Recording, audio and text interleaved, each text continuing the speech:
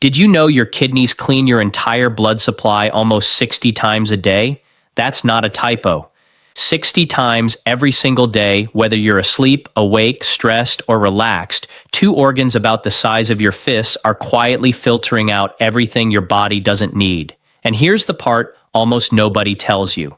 The very first thing you drink in the morning can either help that process or make it harder. Not later in the day, not after lunch, right at the start. If you're over 60, this matters even more because kidney function naturally declines with age, and small daily habits add up faster than most people realize. So today, we're going to walk through 5 morning drinks that real science connects to better kidney support, what the evidence actually shows, where the evidence is strong, and where it's still just promising rather than proven. No miracle claims here, just what's genuinely backed by research, explained in plain language. And stick around for the third drink, because it's one that gets recommended constantly online. Yet the actual research on it is more complicated than most videos let on, especially if you're over 60. Understanding that nuance could save you from a habit that isn't doing what you think it's doing. Before we get to the drinks themselves, it helps to understand what's actually changing inside your body as you get older, because it explains why this topic deserves real attention rather than a quick tip. By the time most people reach their 60s, they've naturally lost a meaningful percentage of their nephrons, the microscopic filtering units packed inside each kidney. This is a normal part of aging, not a disease in itself, but it means the filtering units you have left are doing more work per unit than they used to. Anything that adds unnecessary strain, like chronic dehydration, high blood pressure, or elevated blood sugar, pushes those remaining nephrons even harder. And anything that reduces unnecessary strain gives them a bit more breathing room to keep functioning well for longer. The tricky part is that early kidney decline is often silent. There's usually no dramatic symptom warning you early on. Fatigue, mild swelling in the ankles, or changes in urination frequency can show up, but often only once function has already dropped meaningfully. That's exactly why prevention through daily habits, rather than waiting for a symptom, is where the real value lies. And it's also why, if you notice persistent swelling, unusual fatigue, or changes in urination, that's a conversation for your doctor and a simple blood or urine test, not something to self-diagnose from a video. Let's start with why mornings matter so much for your kidneys in the first place. While you sleep, you go 6, 7, maybe 8 hours without a single sip of water. Your kidneys don't get a break during that time. They're still filtering waste, balancing sodium and potassium, and managing the minerals in your blood.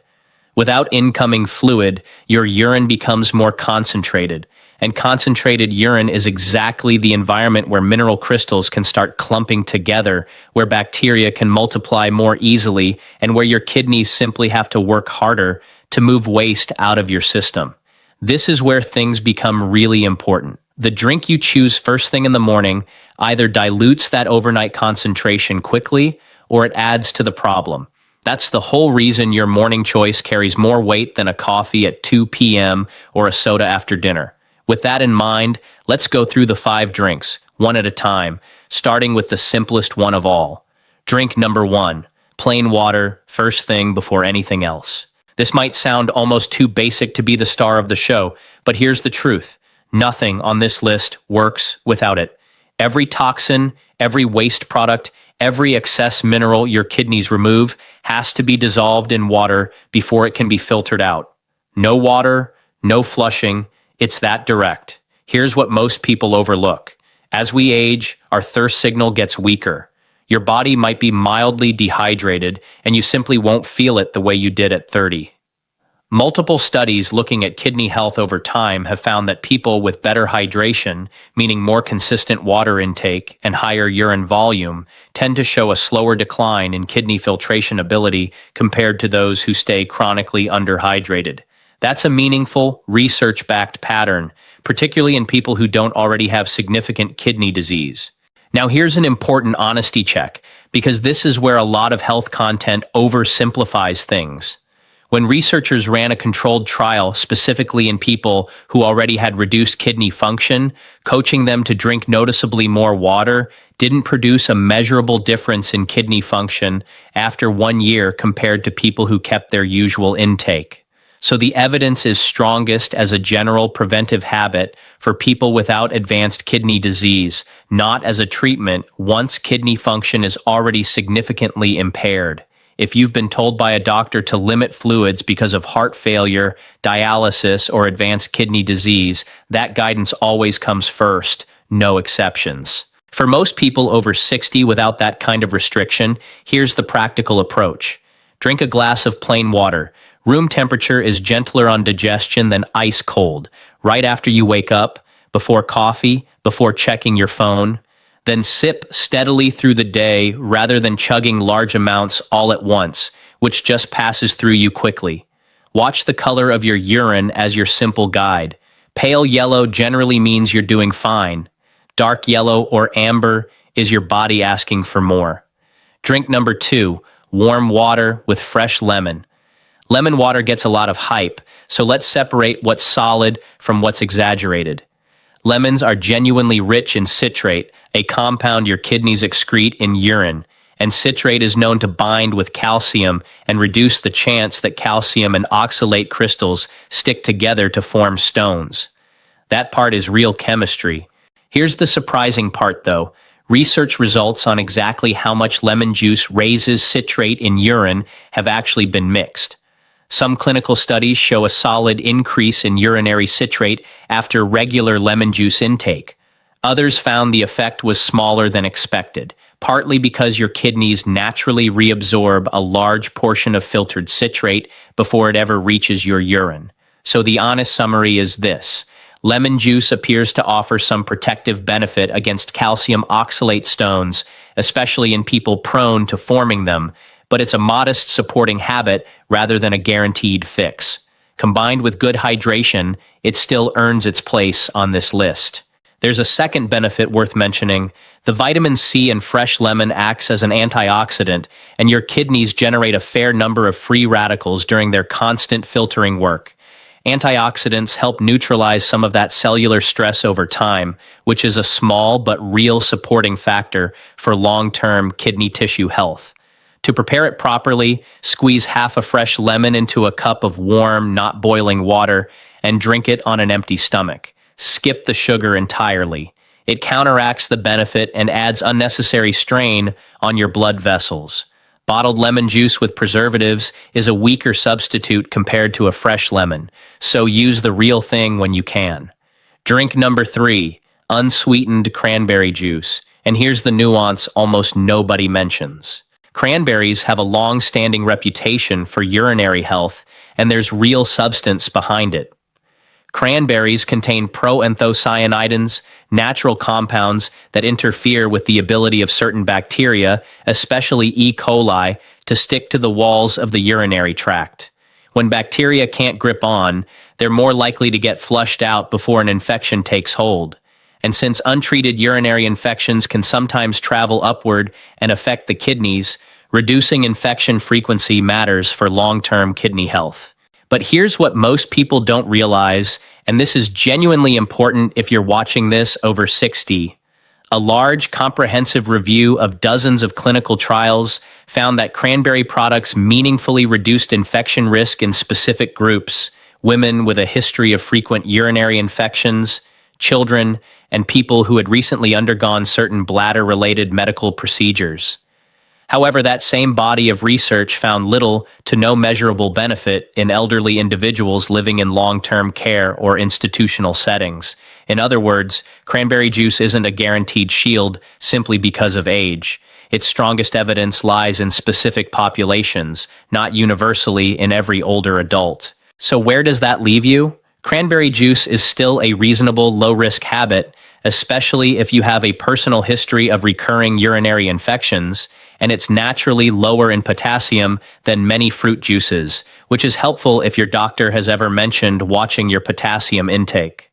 Just don't treat it as a guaranteed fortress against infection, and never use it as a substitute for medical treatment if you develop actual UTI symptoms like burning, urgency, or fever. If you do choose to include it, the preparation matters enormously. Most cranberry juice on store shelves is loaded with added sugar, sometimes nearly as much as a can of soda, and that sugar cancels out any benefit while actively stressing your blood vessels. Look specifically for unsweetened, pure cranberry juice. If the tartness is too strong, dilute 1 part juice with 2 or 3 parts water, and a small squeeze of lemon can help balance the flavor while adding a touch more vitamin C. Before we move to drink 4, if you're finding this useful, it helps a lot to like this video and subscribe, because we break down senior health topics like this every week using real research instead of recycled claims. And tell me in the comments which of these 5 drinks you already have in your routine. Drink number 4, green tea prepared the right way. Green tea is one of the more well-studied beverages when it comes to antioxidants. Its standout compound is a catechin called EGCG, and laboratory and animal research has repeatedly shown that EGCG has anti-inflammatory and antioxidant properties that appear relevant to kidney tissue. Chronic, low-grade inflammation is considered one of several contributing factors in gradual kidney function decline, so a compound that helps calm that inflammation is worth paying attention to. Green tea may also offer indirect kidney support through its effect on blood pressure. High blood pressure is one of the 2 leading causes of kidney damage worldwide, alongside diabetes, because it gradually harms the small blood vessels inside your kidney's filtering units. Some research suggests regular green tea consumption is associated with modestly healthier blood pressure readings over time, which would indirectly benefit kidney health, though it's not a replacement for prescribed blood pressure medication if you've been prescribed one. I want to be careful here and not overstate things. Much of the strongest evidence connecting EGCG directly to reduce kidney inflammation comes from laboratory and animal studies rather than large human clinical trials. That doesn't mean it's meaningless. It means we should treat green tea as a reasonable, low-risk daily habit with promising supporting evidence, not as a proven kidney treatment. Preparation genuinely changes the outcome here. Boiling water destroys a portion of the beneficial catechins and makes the tea taste bitter, so heat your water until it's just below boiling and let the tea steep for 2 to 3 minutes, no longer. Skip the sugar, and if you want extra flavor, a slice of lemon works well, since the vitamin C may help your body absorb the catechins more effectively. 1 or 2 cups in the morning is a reasonable amount for most people. If caffeine bothers you, a decaffeinated version still carries most of the same antioxidant compounds. Drink number 5, fresh ginger tea, and this is the one worth paying closer attention to. Ginger contains gingerols and shogols, compounds studied for their anti-inflammatory and antioxidant effects. Most of the research connecting ginger directly to improved kidney function markers comes from animal studies, where ginger extract reduced inflammation and oxidative stress in kidney tissue, and in some cases lowered creatinine, a waste marker doctors use to gauge kidney function. Human research on ginger and kidney health specifically is still limited and mostly early stage, so we should be honest that this is promising rather than proven at the human clinical level. That said, ginger has a separate, well-documented benefit that indirectly matters here. It appears to support healthier blood sugar responses after meals in several human studies, and since elevated blood sugar is one of the most damaging long-term forces on kidney blood vessels, anything that helps stabilize it is a meaningful supporting habit, especially for anyone managing blood sugar concerns. To prepare fresh ginger tea properly, grate about a teaspoon of fresh ginger root, not the dried powdered version, into 2 cups of water and let it simmer gently for around 10 minutes. Strain it into a mug and let it cool slightly. If you'd like a bit of natural sweetness, a small drizzle of raw honey works, but keep it minimal. If you're new to ginger, start with a smaller amount, since it can be intense for a sensitive stomach at first. So let's bring this all together. Plain water is your non-negotiable foundation, the one habit nothing else on this list can replace. Lemon water adds a real, if modest, layer of citrate protection along with some antioxidant support. Cranberry juice can genuinely help specific groups reduce urinary infection risk. Though it's not the universal shield, it's often marketed as for every older adult. Green tea brings well-studied antioxidants with promising, though still developing, evidence for kidney inflammation and blood pressure. And ginger tea offers encouraging early research on inflammation, alongside a more solid track record for supporting healthy blood sugar. Here's the bigger truth underneath all 5 of these drinks. Kidney health after 60 isn't about finding one perfect miracle beverage. It's about a pattern of small, consistent choices that add up over months and years, the same way small habits slowly caused wear in the first place. You don't need to overhaul your entire morning tomorrow. Pick one of these 5 drinks, start there, and build from it gradually. It's also worth remembering that no drink on this list works in isolation from the rest of your daily habits. Diet, physical activity, blood pressure management, and blood sugar control all interact with kidney health far more powerfully than any single beverage ever could. Think of these 5 drinks as supporting characters in a bigger story, not the whole plot.